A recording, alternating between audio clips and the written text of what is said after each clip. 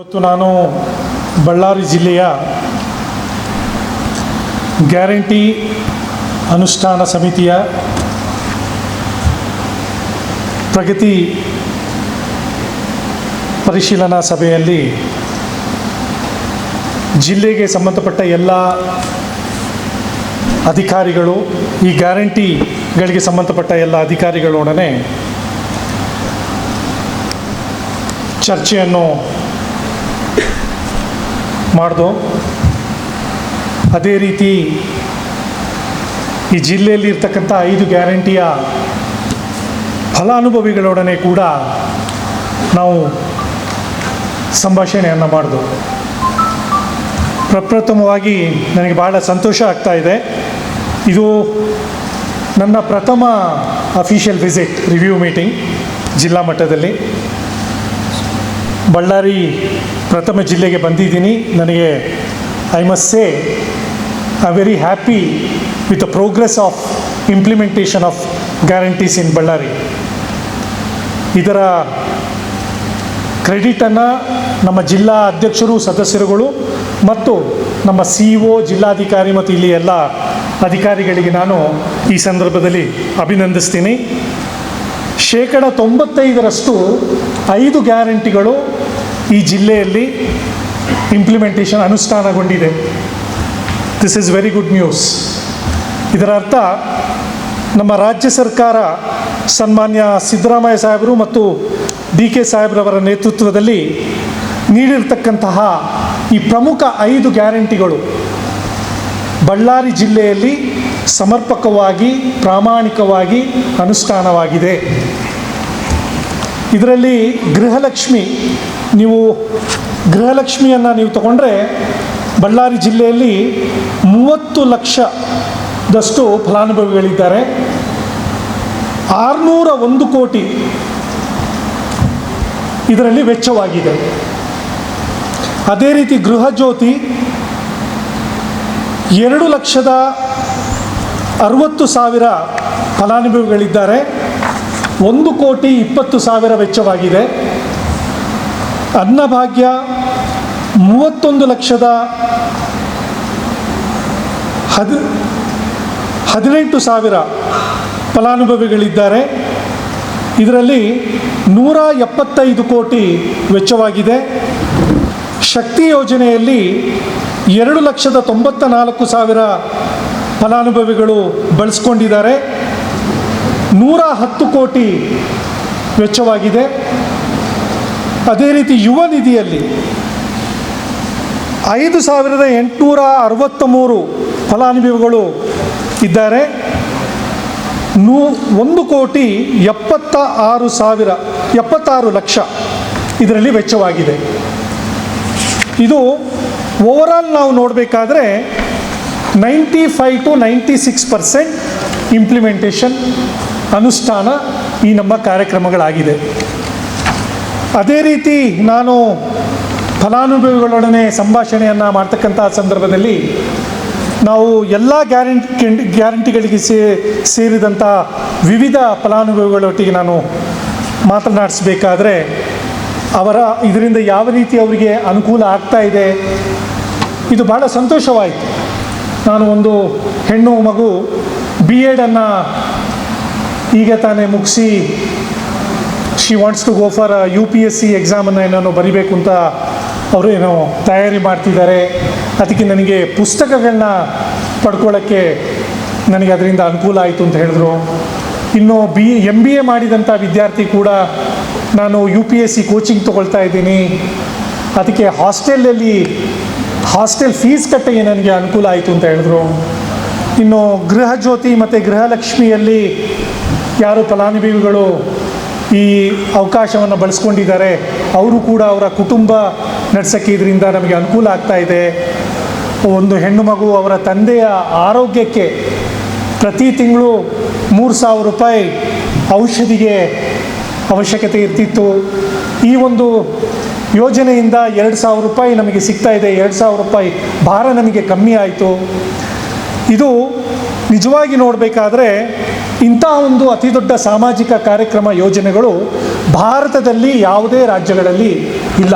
ಕರ್ನಾಟಕ ರಾಜ್ಯ ಇಡೀ ಭಾರತದಲ್ಲಿ ಪ್ರಥಮ ರಾಜ್ಯ ಈ ರೀತಿಯ ಸಾಮಾಜಿಕ ಚಿಂತನೆಗಳನ್ನು ಇಟ್ಕೊಂಡು ಬಡವರಿಗೆ ಅನುಕೂಲವಾಗ್ತಕ್ಕಂತಹ ಒಂದು ಕಾರ್ಯಕ್ರಮವನ್ನು ನಮ್ಮ ರಾಜ್ಯ ಸರ್ಕಾರ ನೀಡಿದೆ ಸನ್ಮಾನ್ಯ ಸಿದ್ದರಾಮಯ್ಯ ಸಾಹೇಬ್ರವರ ನೇತೃತ್ವದಲ್ಲಿ. ಈ ಕಾರ್ಯಕ್ರಮಗಳು ಯಾವುದೇ ರೀತಿಯಲ್ಲಿ ಚಿಕ್ಕ ಪುಟ್ಟ ಸಮಸ್ಯೆಗಳು ಇರ್ಬೋದು, DBT ಆಗ್ತಕ್ಕಂತಹ ಸಂದರ್ಭದಲ್ಲಿ ಸಮಸ್ಯೆಗಳಿರ್ತದೆ, ಮತ್ತು ನೀವು ಅಪ್ಲೈ ಮಾಡ್ತಕ್ಕಂತಹ ಸಂದರ್ಭದಲ್ಲಿ ಸಮಸ್ಯೆಗಳಿರ್ತದೆ.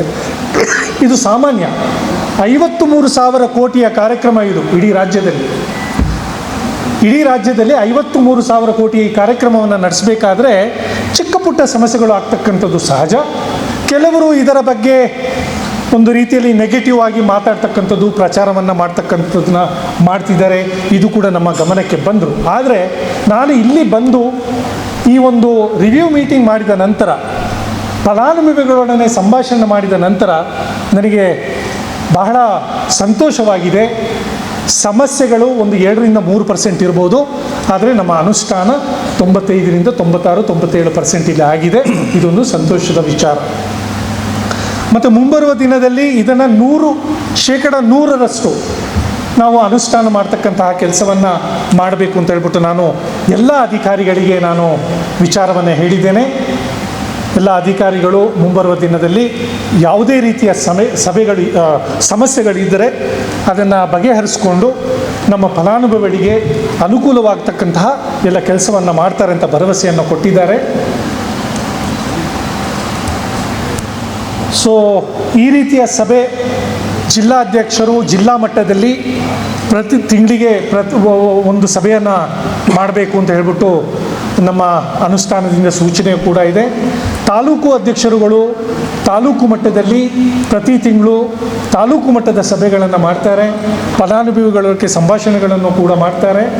ಮತ್ತು ಯಾವ ತಾಲೂಕಿನಲ್ಲಿ ಅಧ್ಯಕ್ಷರು ಮತ್ತು ಸಮಿತಿಗಳು ಆಗಿಲ್ಲ, ಅದು ಇವತ್ತಿನ ಒಂದು 5 ದಿನದ ಒಳಗೆ ಆ ಅಧ್ಯಕ್ಷರು ಮತ್ತು ಆ ಸಮಿತಿಗಳನ್ನು ನೇಮಿಸ್ತಕ್ಕಂಥ ಕೆಲಸ ಕೂಡ ಆಗ್ತದೆ ಅಂತ ಈ ಸಂದರ್ಭದಲ್ಲಿ ನಾನು ಹೇಳ್ತೀನಿ. Head of the government is chief minister. ಸರ್ಕಾರದ ಮುಖ್ಯಸ್ಥರು ಮುಖ್ಯಮಂತ್ರಿಗಳು ಸ್ಪಷ್ಟವಾಗಿ ಅಫಿಷಿಯಲಿ ವಿಧಾನಸೌಧದ ಒಳಗೆ ವಿಧಾನಸೌಧದ ಹೊರಗೆ ಎಲ್ಲ ಸಂದರ್ಭದಲ್ಲಿ ಹೇಳಿದ್ದಾರೆ, ಯಾವುದೇ ರೀತಿಯ ಹಣದ ಕೊರತೆ ಇಲ್ಲ. ಯಾವುದೇ ಸಂದರ್ಭದಲ್ಲಿ ಈ ಕಾರ್ಯಕ್ರಮಗಳನ್ನ ನಾವು ನಿಲ್ಲಿಸುವುದಿಲ್ಲ. ಮುಖ್ಯಮಂತ್ರಿಗಳು ಹೇಳಿದ್ದಾರೆ, ಅದನ್ನೇ ನಾನು ರಿಪೀಟ್ ಮಾಡ್ತೀನಿ. ಯಾವುದೇ ಕಾರಣಕ್ಕೆ ನಮ್ಮ ಈ ಗ್ಯಾರಂಟಿಗಳು ನಿಲ್ಲಲ್ಲ. ಯಾವುದೇ ಹಣದ ಕೊರತೆಯೂ ಇಲ್ಲ.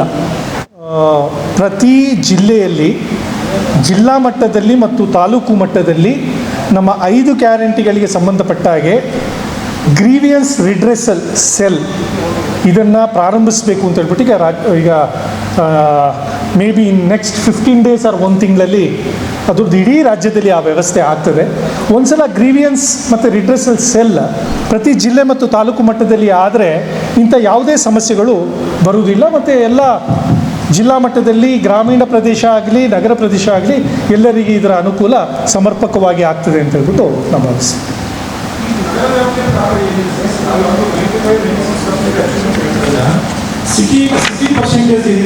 ಇದೆ, ವಿವಿಧ ಇಲಾಖೆಗಳಿಗೆ ವಿವಿಧ ಇದಿದೆ ನೋಡಿ. ಈಗ ನನ್ನ ಹತ್ರ ಒಂದು ಎಕ್ಸಾಂಪಲ್ ನಿಮಗೆ ನಾನು ಕೊಡ್ತೀನಿ. ಈಗ ಗೃಹಲಕ್ಷ್ಮಿ,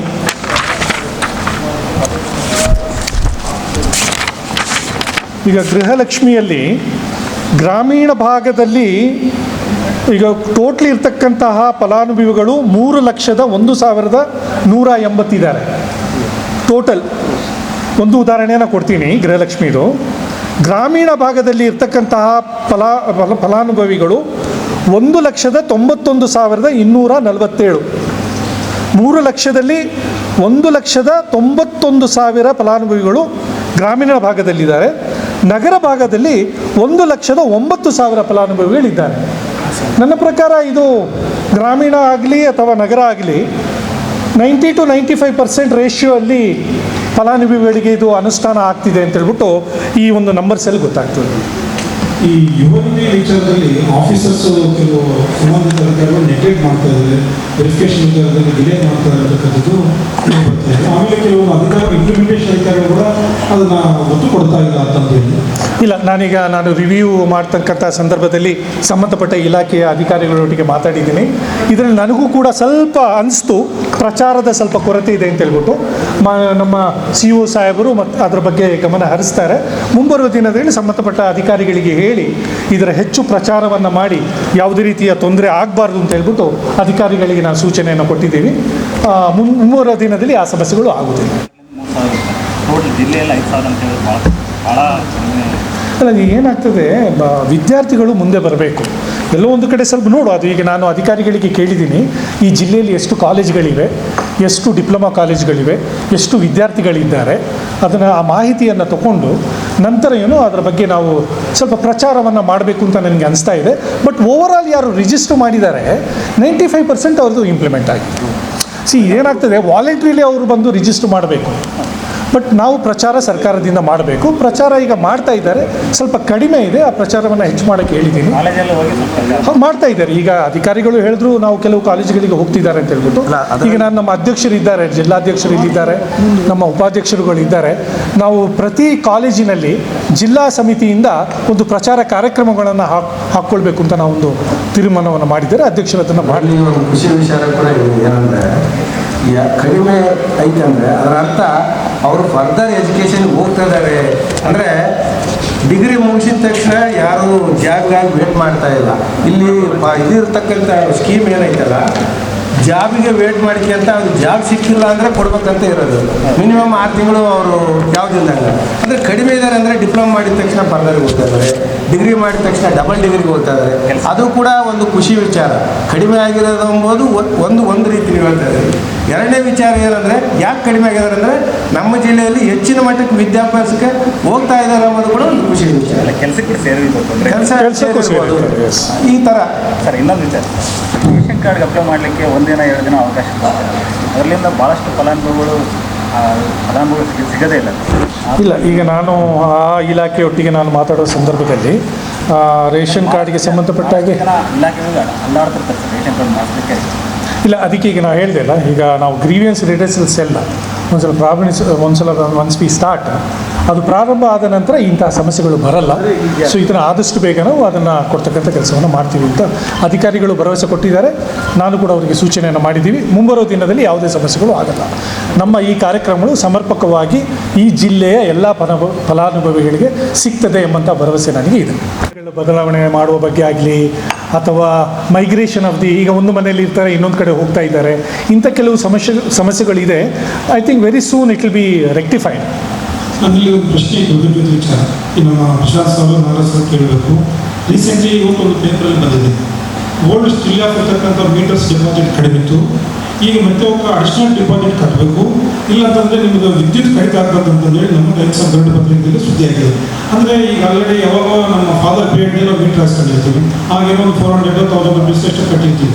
ಈಗ ಆ ಥರ ಅಲ್ಲ, ಇನ್ನು ಯೂನಿಟ್ಸ್ ಮೇಲೆ ಒಂದು 4,000 ರೂಪಾಯಿ ಬಳಕೆ ಮಾಡ್ತಾ ಇದ್ರೆ ಅದರ 4 × 4 8,000 rupees ಡೆಪಾಸಿಟ್ ಮಾಡಿದ್ರೆ ನಿಮಗೆ ಪವರ್ ಕೊಡಲಿಕ್ಕೆ ಆಗ್ತಕ್ಕಂಥದ್ದು ಒಂದು ಲೇಟೆಸ್ಟ್ ಇನ್ಫಾರ್ಮೇಷನ್ ಮಾರ್ಕೆಟ್ನಲ್ಲಿ ಕೊಟ್ಟಿದ್ದಾರೆ. ಅದು ಏನಾಗ್ತದೆ, ಕನ್ಸ್ಯೂಮರು ಫಲಾನುಭವಿ ಕೊಡ್ತಾರೆ, ಈ ಕಡೆ ಕಸ್ಕೊಂತಾರೆ, ಇಲ್ಲ ಅಂತಂದರೆ ದುಡ್ಡು ಕಟ್ಟರೆ ಎಷ್ಟು ಪವರ್ ಅಂತ ಡೆಪಾಸಿಟ್ ಮಾಡಬೇಕಂತಕ್ಕದ್ದು ಕೂಡ ಒಂದು ಉದ್ಭವ ಆಗ್ತಾ ಇದೆ. ಅಲ್ಲ, ನನ್ನ ಪ್ರಕಾರ ಅದು it is in a small percentage ಇರ್ಬೋದು ಈ ಸಮಸ್ಯೆ. ಐ ಡೋಂಟ್ ಮತ್ತು ಇದೊಂದು ಜನರಲ್ ಸಮಸ್ಯೆ. ಇದು ಕೇವಲ ಗೃಹ ಜ್ಯೋತಿ ಫಲಾನುಭವಿಗಳಿಗೆ ಸಂಬಂಧಪಟ್ಟಾಗೆ ಇರಲಿಕ್ಕಿಲ್ಲ. Mostly it's a general.